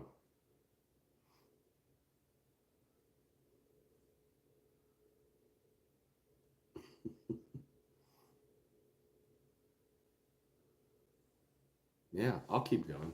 Why not?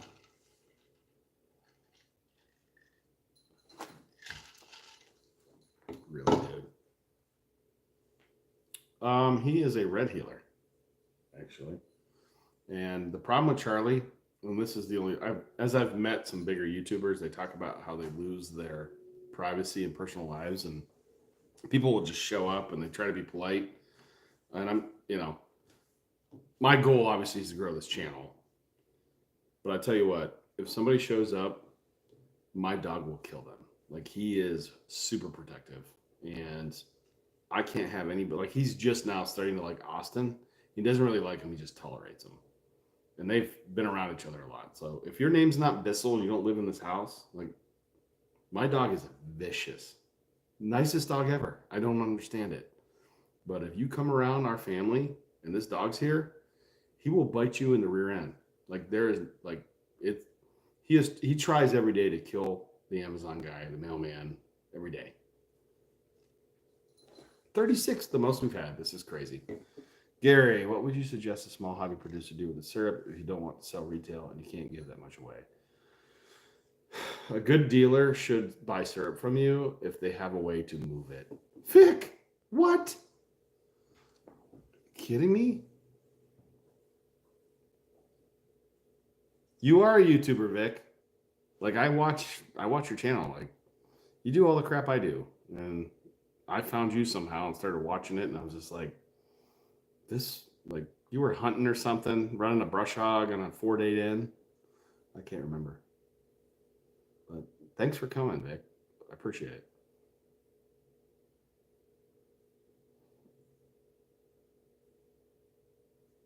Who was asking? Gary? Let me explain something buying bulk syrup.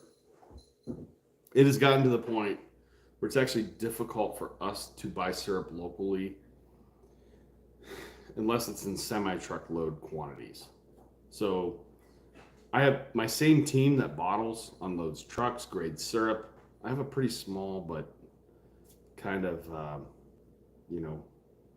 gritty team. And if somebody shows up with 10 drums, you know how much work it took to make those 10 drums? A lot. And I get it. Like I used to make syrup and take it and sell it bulk. And I was always like shocked, like how much work I did. And then I get like $180 for a pail. Like, are you kidding me? That's why I started selling syrup. around Ohio. But it actually gets difficult to bring in 8 to 10 drums, 15 drums. If I buy syrup from you and it's 8 to 10, 15 drums, it's because I like you.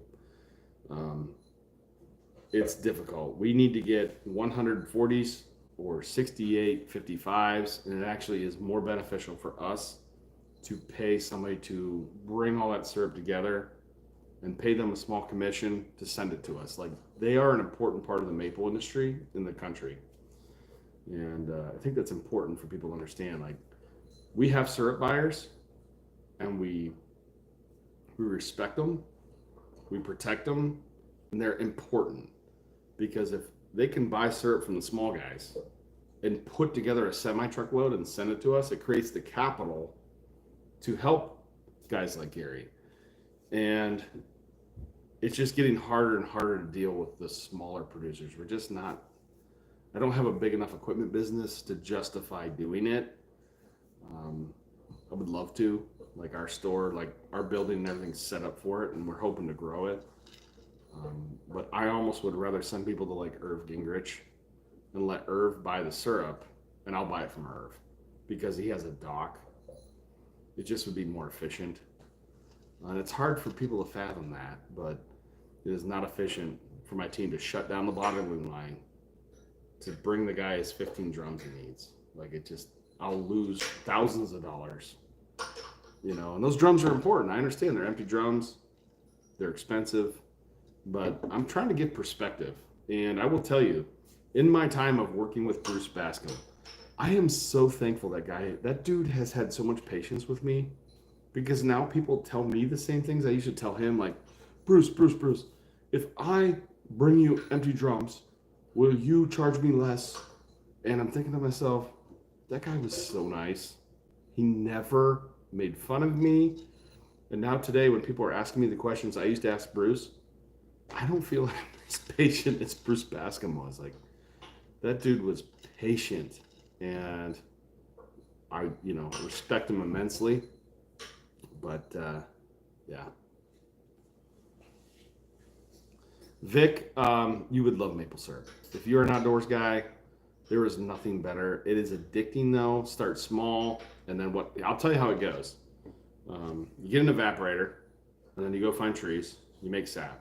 Then you go find more trees, and you boil like all night. And you go, I can't do that anymore. So you buy a reverse osmosis.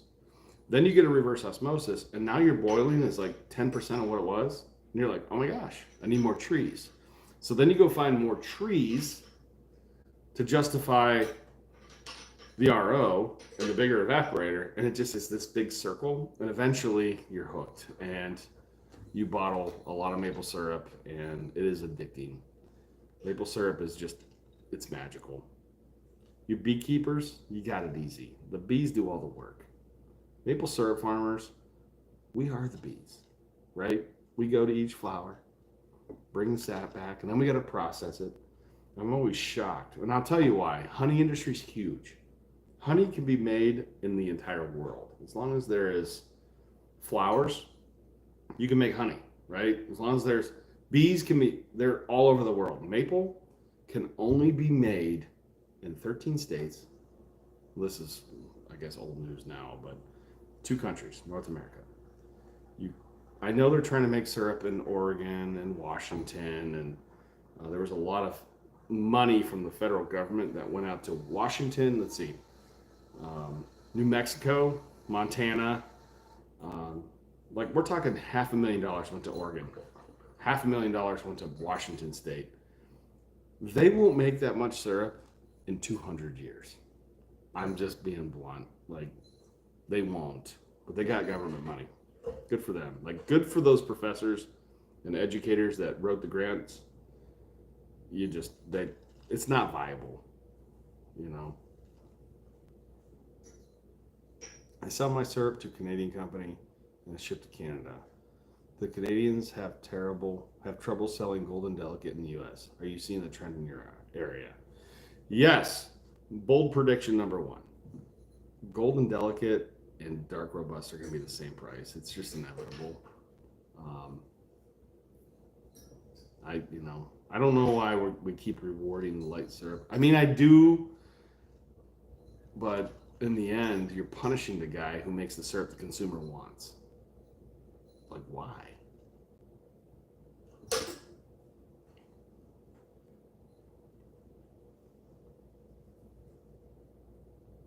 It is true, Jeff. It is addicting. Saw Bruce. Did you tell him hello? Did you watch the video? I got a lot of Bruce stories. Master Bessel. I'll tell you a Bruce story. I entered my bourbon barrel aged maple syrup into the International Maple Syrup Contest. I want to say it was 4 or 5 years ago. And Bruce is laughing walking down the hallway. Master Bessel. Somebody entered some bourbon barrel aged maple syrup into the contest. And he was laughing because he actually thought it was funny. Was that you? I go, yep. Yeah, I got, what was it called? Flunked. Yeah, they did not. I should just keep doing it, though. It's hilarious. I framed it on my wall. Has the sawmill paid for itself yet? No. No. I do believe I got the best deal on a sawmill. I had $8,500 invested in that sawmill. It is not a high production sawmill. If you want to do high production, I don't recommend Woodland Mills. If you want to build things for yourself, maybe some neighbors, it was a great deal. It was a great deal. I enjoy my sawmill. It is therapeutic. I will say this. It is way more fun than I thought it would be. So if anyone's thinking about getting a sawmill and you think, well, that would be fun, it's freaking more fun than that, just so you know. Do I think the sawmill will pay for itself? Yeah, I do. Even in like YouTube content, because everybody knows if you want a successful YouTube channel, you need a sawmill. I think what I'm learning tonight is I need to do my my live streams at 9 o'clock. That's what I'm learning. I'm just getting warmed up.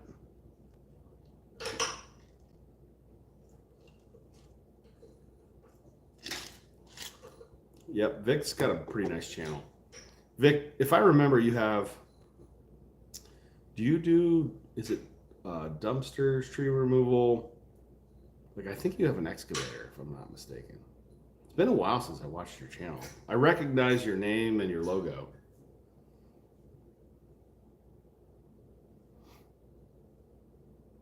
I might need another Coke. I'm not stopping. This is awesome. I do know the Maple Dude. He's freaking funny. Like, I really enjoy him. Yep. I can't believe he's not on tonight. Maple Dude, why are you not on tonight? Thanks for stopping by, Pete. Yes, you have, Vic. The Maple Dude is funny. Like, he doesn't take himself too serious. That's what I like about it. Somebody once told me, my mentor said, Nate, better men than you and I with better businesses have failed. If you want to put things in perspective, like that is like, oh my gosh, I can do everything right and still fail. Jacob, peace. Do I want to do the maple syrup dunk tank again? Oh yeah, like that was fun. No one ever did it. We did it. I wanted to do it like 6 years ago, and I got shut down. My team was like, no. This year I didn't ask, I just did it. He does bust on Vermont sugar makers all the time. He's funny. Like, he's funny, dude. So, like, YouTube and maple farmers, I mean, by far, Nikki Boxler has the largest following.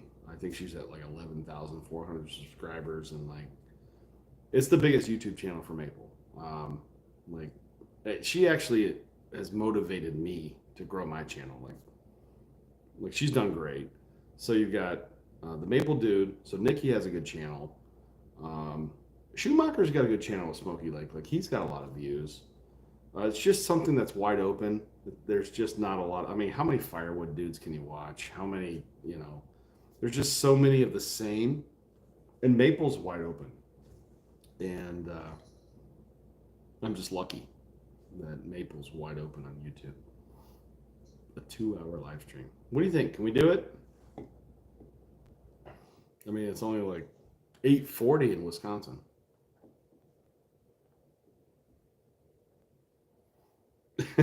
Poor Benny. Which one? Benny traveled with me yesterday and today. I've been to Glenn's original place. I have not been to the new one. Fred has.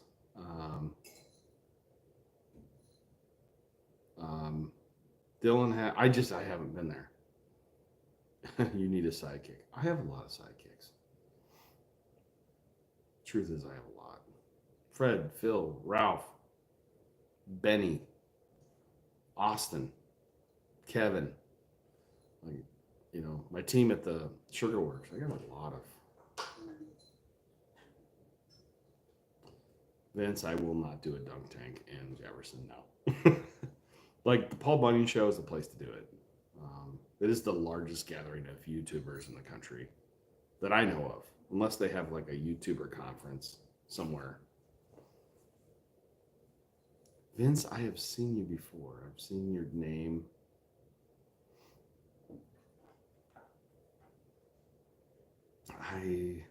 Here's what else I learned about the maple syrup dunk tank. Once you're dunked, like no one wants to watch it. I will say I did invite several people that have a Maple YouTube channel. I call them Maple Tubers. Scott Dunn has done Family Maple. Nikki Boxler Maple, which is under Maple Farmer. And then Tim's got Maple Dude. I did invite them down to do the maple syrup dunk tank. And I don't know, they probably either had something going on or didn't think it was going to be legit. But I wish that they would come down. I hope they come down next year because I want their channel to be successful. I really would love for them to be a part of it. I think they would have fun. I really believe that this is a good thing to do. So Packwin's Mountain Maple, like the more content you make. I didn't realize it. Like I've been making content since like 2014, 15. And then I looked at my stats and every maple season was a peak for like 8 years. So I started thinking about it and then saw Nikki and then saw some other YouTubers that I'm like, if this dude can do it, like I can do it.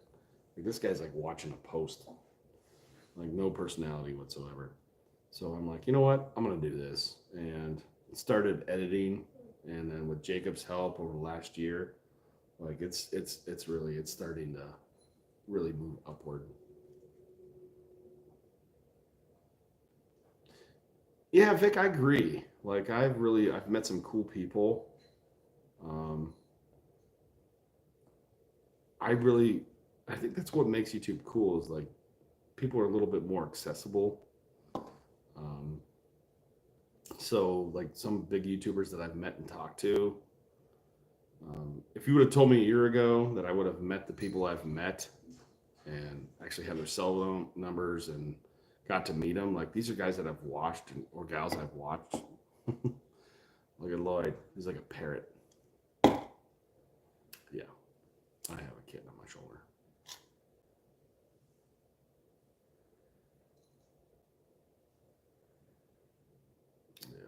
Yeah, you can't train them to do this.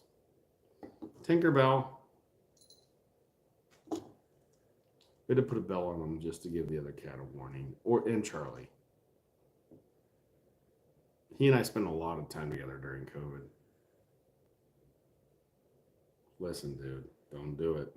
Don't do it. Yeah. No. I found you last maple season and enjoyed a lot of your videos since. Craig, where are you out of? I like getting to know the people that watch the channel. And my goal is to get as many people to make maple syrup as possible. There's people out there that are looking to concentrate sap up to almost maple syrup. They can do it now with technology. Like you don't even need an evaporator. You can literally make syrup with pressure in a membrane, which one could argue is it really syrup? But I think that every science teacher in America, if you live in Arizona, you have a good chance. What's up, dude? Yeah. Only if you show them your shirt. Come on. Okay. John Boy's got to show you guys his shirt. No food. No, right now. No food unless you show him the shirt. What? Right here. Is that good right there? That's pretty good. Yeah. Georgia Mountain Maples. That's my oldest. It's a learning process for sure. And you just got to grind. Random and I've been watching your channel for a while now and enjoy your content. Thank you. Thank you. Sometimes you don't know. At the beginning, it was really awkward. Like, it was awkward. Like, who am I talking to? But as I've gotten to, like, talk to people, meet people, don't mind the homeless man behind me. Georgia Mountain Maples. Georgia, Vermont. Yep. And I think, Vic, you're in Pennsylvania, aren't you? Or are you New York? Where are you at, Vic? I want to say you're, like, northern Pennsylvania for some reason. Like Scranton. I don't know. Maybe I got it wrong. We live in Western Pennsylvania, but our business is in Northeast Ohio.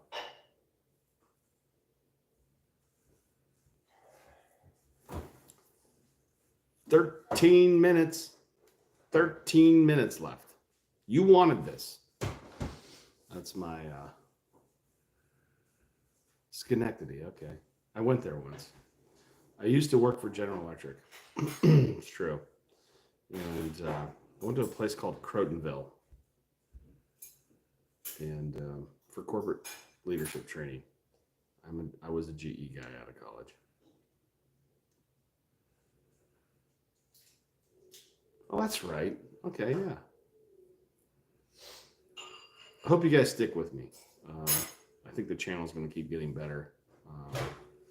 Certainly having help with Jacob, like he really helps. But I can't believe we're almost at 2 hours. That's one of my favorite Bill Burr comedic stand-up, where he takes on Philadelphia. Don't watch it with any of your kids around, but it is brilliant. And after you listen to that, you're gonna like him more. He just starts insulting Philadelphia because they boo. And he was like the last comic on. And he finally just starts going off on Philadelphia. And by the end, they cheer. Like they're like, okay, this guy's funny. We're at in Western Pennsylvania. I have a small maple operation in Mercer, PA, and plan on visiting your site in the near future. I actually live in Sharpsville. I bought my first evaporator from Brian Montgomery, who's in Mercer. He is, on the way from Mercer to Grove City Outlets.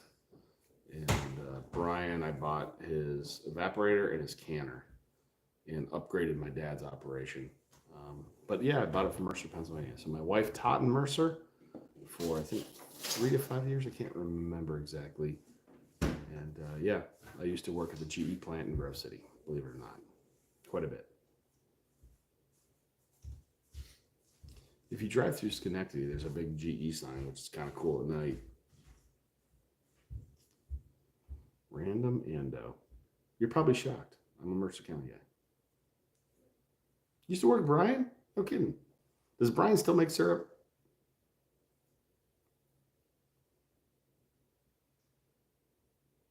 I know he had like 25 kids. He had a lot of kids. See you, Bob. See you, Bob. My goal is to make live streams that are worth listening to while you're driving or running equipment. That's my goal. And I think it takes 2 people, like a Q&A with a little bit of back and forth with viewers.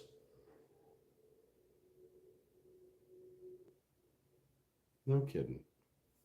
Yeah, Brian was a kind of an inspiration for me. We met a long time ago, but I bought my first evaporator from Brian. I want to say I spent like $1,500 or something. It was a D&G. Wish I would have kept it. We need to do a live stream like every week if we're going to get this kind of. You guys have stuck with me.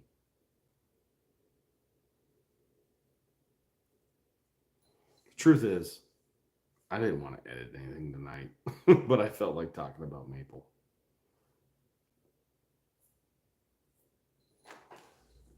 So Vic, yeah, I thought he was in Western or Eastern. Night, Gary. Yeah, both of our sons need to learn how to make layups. That's what we need to work on, Gary. Peace. Well, I want to see. We can go 9 minutes. Why not? 9 minutes. I can spend the next 30 seconds filling my cup here. Yeah, the amount of bunnies they missed tonight, it was unbelievable.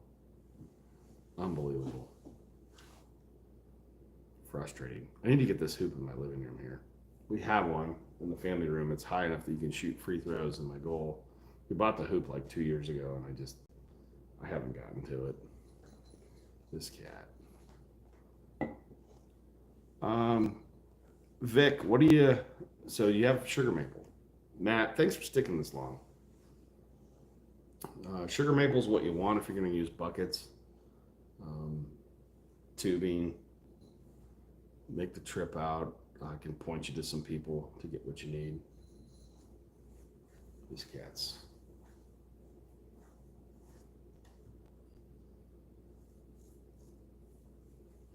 This is better than TV, right? 23. We get down to 20, I'm done. Yeah.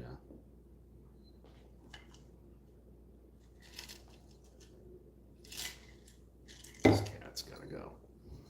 Let me put some ice in my cup. Hold on. Stick with me.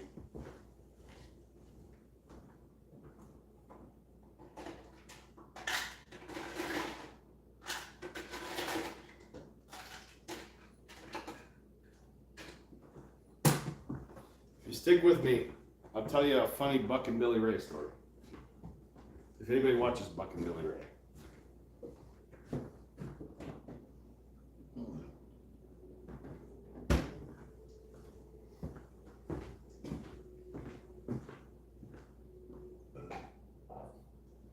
Does anybody watch Buck and Billy Ray? I like Buck. He's an inspiration. That's a cherry Coke, folks.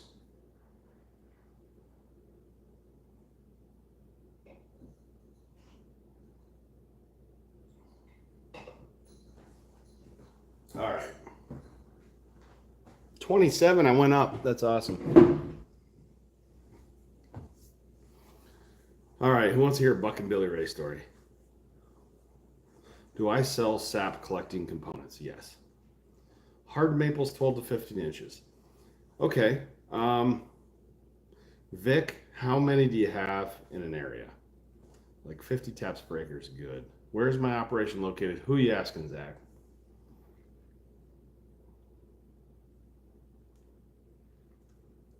Random Ando.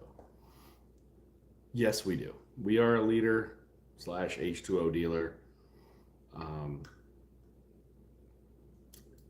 I can point you to some dealers that may be better suited for you. You like bucking. Jeff, thank you. I'll tell you a bucking story. I like bucking. And he's an inspiration. I think he's a good man. He's authentic. And I tried to get him to do the maple syrup dunk tank. I really wanted him to do it so bad. And I went up to his booth at Bunyan and I'm like, hey, bucking. And I worked him a little bit. And he goes, listen, I'm not going in your pool, bud. But he was so nice about it. Like, I will tell that story, like, to my grandkids. But he was nice about it. He listened. He goes, I'm not going in your pool, bud. But later on in some of his episodes, like, he knew what I was doing. And I think it was easier for him to see it, hear about it. But it was cool having Buck and Billy Ray at. I mean, that was worth going to the Paul Bunyan show and to meet him. He is a master. I mean, he has the audience. Jeff, you can attest to this. He is an entertainer. Like, he is so good with that chainsaw. It's like breathing for him. And he has everybody. And I was watching him and everybody. I was just like, this guy's a pro. He's like my grandfather with that guitar right there. Just has people, eating out of his hands. Yeah, Buckin, he's blown up too. I think he's added like 300,000 subscribers since I started watching him.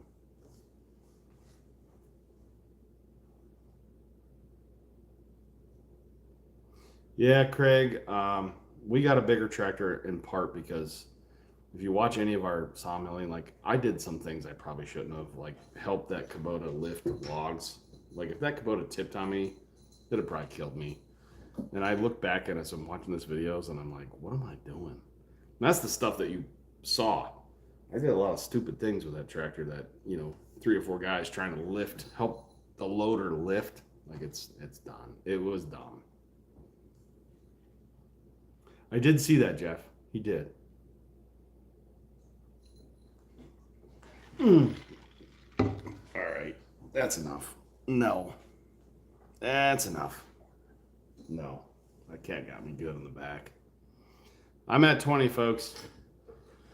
So, peace. What should I do? I'm 2 minutes. 3 minutes from hitting 2 hours? Why not? Yeah, Buckin, I think at some point, he's actually, I've heard a couple people speak recently that have YouTube channels that I'll talk about some of the lows of owning a business and some of the low times that I had to go through. And I will talk about depression, anxiety. And one of the reasons for building this channel and to build a rapport is to eventually talk about it. And I'm open about it. I have no problem with talking about depression, anxiety, being bipolar, and owning a business and having a family and trying to get through life. We're all just trying to get through it. But at some point, I will certainly talk about some of the difficult things I've had to go through. And I think people need to hear it. I thought something was wrong with me, and I just, I can't wait for those episodes. And if somebody stuck around this long, I hope play a song. Matt's still on there. What do you want to hear, Matt? What do you want to hear? What do you want to hear?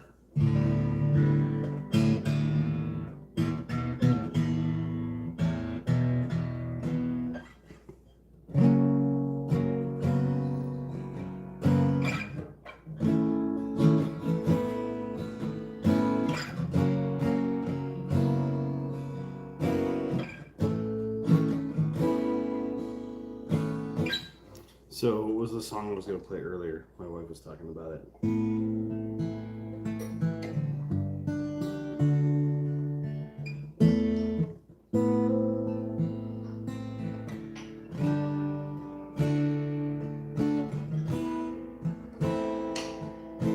No, STP is.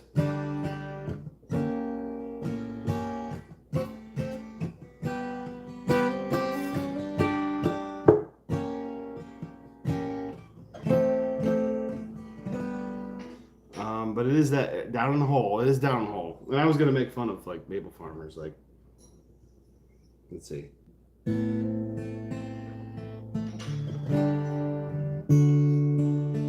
Tap in a hole. But yeah, same era for sure.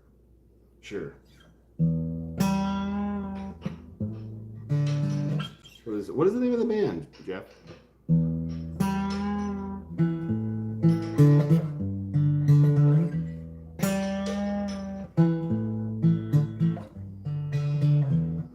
What is the name of that band?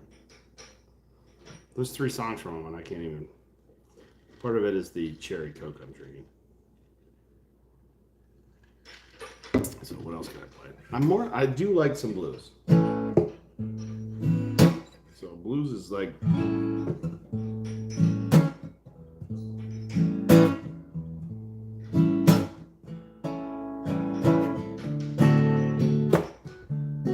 I'll move back.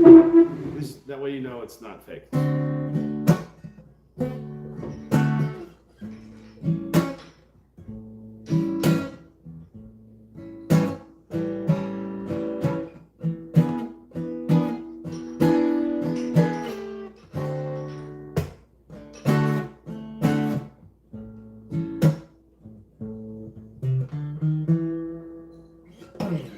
Not Collective Soul.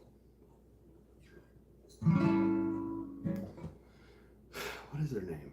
So Down in a Hole. Rooster. They did Rooster. Gosh, what is their name? It's not Red Hot Chili Peppers. This is my era, Jeff. This is your era. You should know this.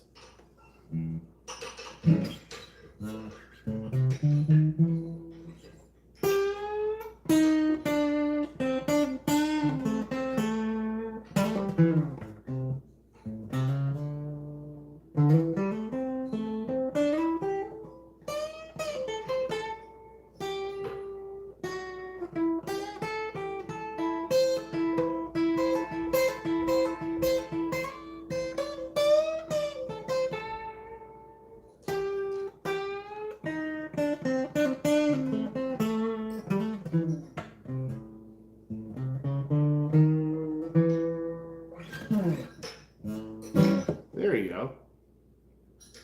Alice in Chains, you got it, Jeff. Yeah. Little Metallica. Let's see if I can do a little Metallica for you.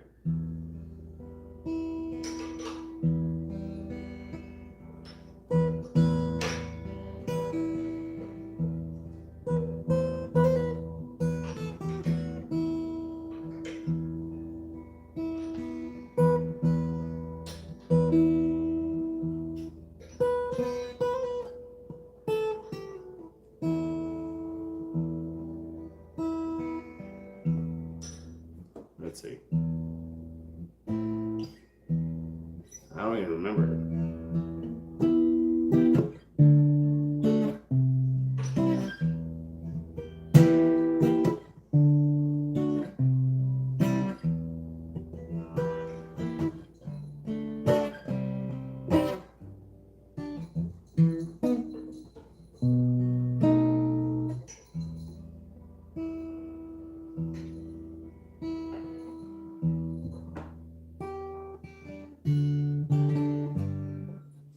I'm sorry about that.